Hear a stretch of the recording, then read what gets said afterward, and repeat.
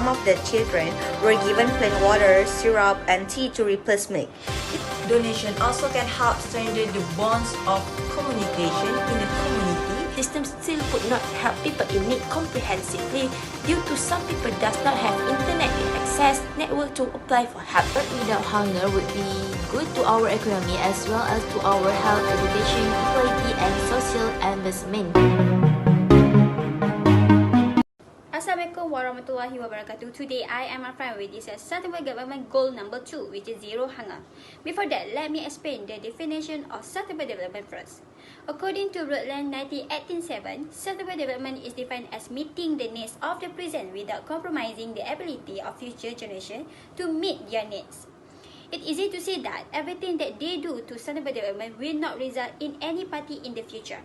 While PAD 350 also describes sustainable development as the condition necessary for equal access to the natural and bull environment resources for each generation. Furthermore, the concept of sustainable development is not an uncommon concept. This is because sustainable development has been introduced to the public since the 1987 in Brundtland Report by the World Commission on Environment and Development. However, this SDG has 17 goals that must be achieved before 2030. For your information, on September 25, 2015, the SDG were agreed upon by 193 members of the United Nations. Fun fact about this, the SDG has global agenda that include 3 main categories, which is 56% for social, 20% for economy, and 24% for environment. However, in this discussion, we will focus more on SDG number 2. For your information, SDG number 2, which is zero hunger, is about creating a world free of hunger by 2030 by ensuring that enough food can be given to those in need or countries that are less fortunate in terms of food supply, such as Palestine. For more detail about SDG 2, which is zero hunger, our group will share further. That's all for me. Thank you. Infak Rezeki is a program instituted by the Persatuan Pengguna Islam Malaysia (PPIM) to provide basic food packs that will be distributed to affected individuals and families. For examples of affected groups are include the B40 group, the urban and the rural poor, people who have lost their sources of income due to the MCO, the elderly, the homeless, the sick, the orphans, indigenous peoples, and the foreign workers. To ensure this program is successful, PPIM is conducting activities such as campaigning to solicit contributions from Malaysians and collaborating with several parties. Donations can be made online through their official website.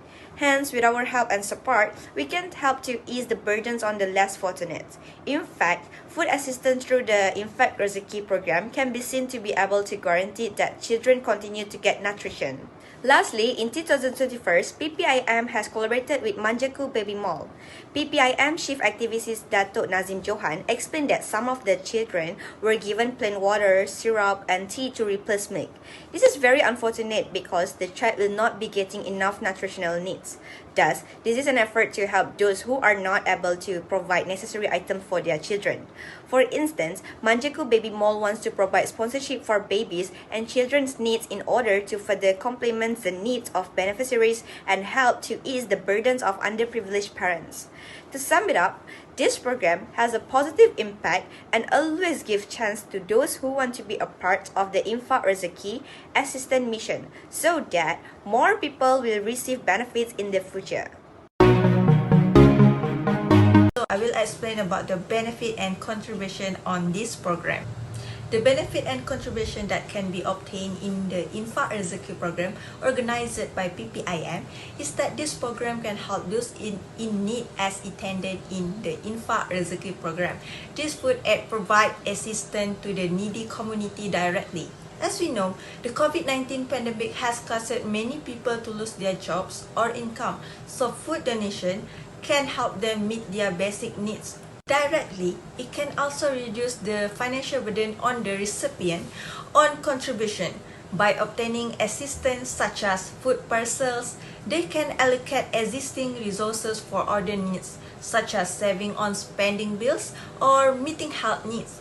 Various categories such as T20, M40, and B40 during the pandemic period were also affected and assisted. As a result, it can strengthen the relationship with the community. With food, donation also can help strengthen the bonds of communication in the community. It can create a stronger sense of community and unity among fellow community members and take care of each other with this contribution. It can serve as an example to one person for others and promote the spirit of joint care. That's all for me. Thank you. Now I will explain about the recommendation. The first recommendation from our group in order to improve the infant rezeki under PPIM in achieve second SDG zero hunger is PPIM can open donation booths at the festival. This is because to make it easier for those who have the problem to donate through online platform. In addition, by participating in festival, we also help the PPIM to expand people awareness regarding their NGO. Second recommendation is PPIM can conduct food bank, especially in rural area that does not have an internet access network. This is because, based on recently news that PPIM had launched the new application system known as ASYIQIN as a one-step center to apply for help from PPIM. Based on our opinion, the system still could not help people in need comprehensively due to some people does not have internet access network to apply for help. Therefore, food bank activity process is where PPIM will provide a special place for those who want to donate basic necessities. After that, the items can be taken by those who in need anytime. Third recommendation will be our last recommendation, which is PPIM can expand the collaboration with many parties that actively involved in provide help to people. For example, PPIM may collaborate with FARISHA Company Syndrome Health in providing basic supplies. Besides that, PPIM also may collaborate with media stations in order to gain trust of people and expand the awareness about this NGO. Thus, we hope that this recommendation can help improve the efficient process of the PPIM Infant Rezeki program. In conclusion, the Sustainable Development Goal 2 SDG2, which calls for eradicating hunger worldwide by 2030, is crucial for promoting sustainable agriculture, achieving food security, and improving nutrition. This is due to the fact that severe hunger and malnutrition continue to obstruct sustainable development and imprison people in situations from which they are unable to escape. People are less productive and more prone to illness when they are hungry or have poor nutrition. This makes it challenging for them to increase their income and raise their standard of living. War, climatic shocks, and natural calamities can all contribute to critical famine. The eruption of locusts increases danger, affects how food is produced, causes unrest and lowers standard. These factors collectively have causes food shortage and high costs. We have an obligation as humans to be concerned about such issues. This is because we all want our families to have enough food to eat in a healthy and risk-free manner. A world without hunger would be good to our economy as well as to our health, education, equality, and social investment. It is a necessary step in the process of building a better future for everyone. In addition, if we simply focus on eliminating human development hunger, we would be unable to achieve other long-term development goals such as enhancing health, education, and gender equality. One thing we can do to address this issue to adjust our behavior at home, work, and elsewhere.